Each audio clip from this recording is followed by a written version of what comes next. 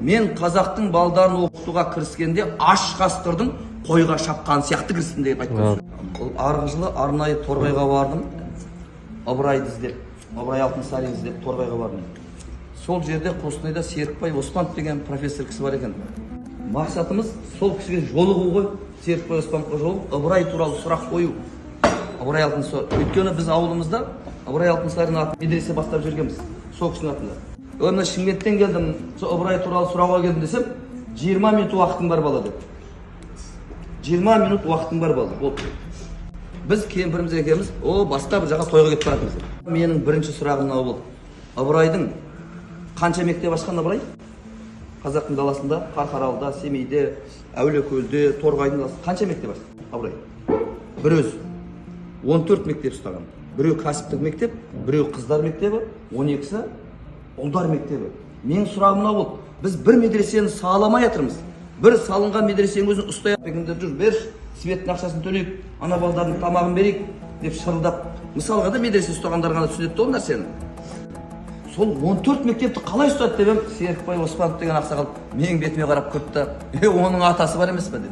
Балғожа би Ыбырайды оқуға жіберіп жатқанда бүйтіп айтқан екен.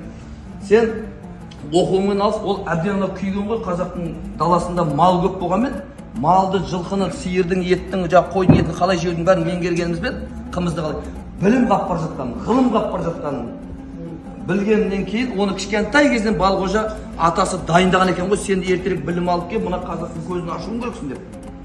Бірақ ол мақсатына жеткен жоқ па Балғожа?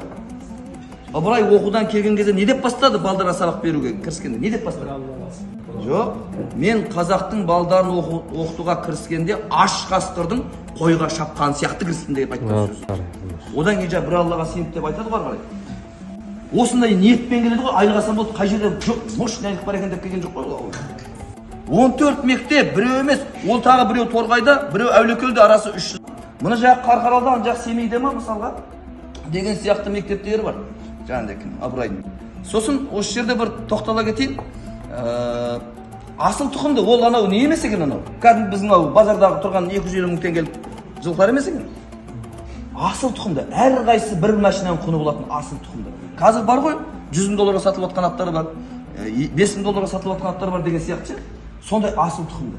Соны көбейтіп отырып пайдаланған екен ғой. Соға дейін ана Балғожамен шеген жігіттермен ұйымдастырып отырып жаңа нәрсені дайындап қойған ғой. Не үшін десе, ұрпақты сауатты қылу үшін.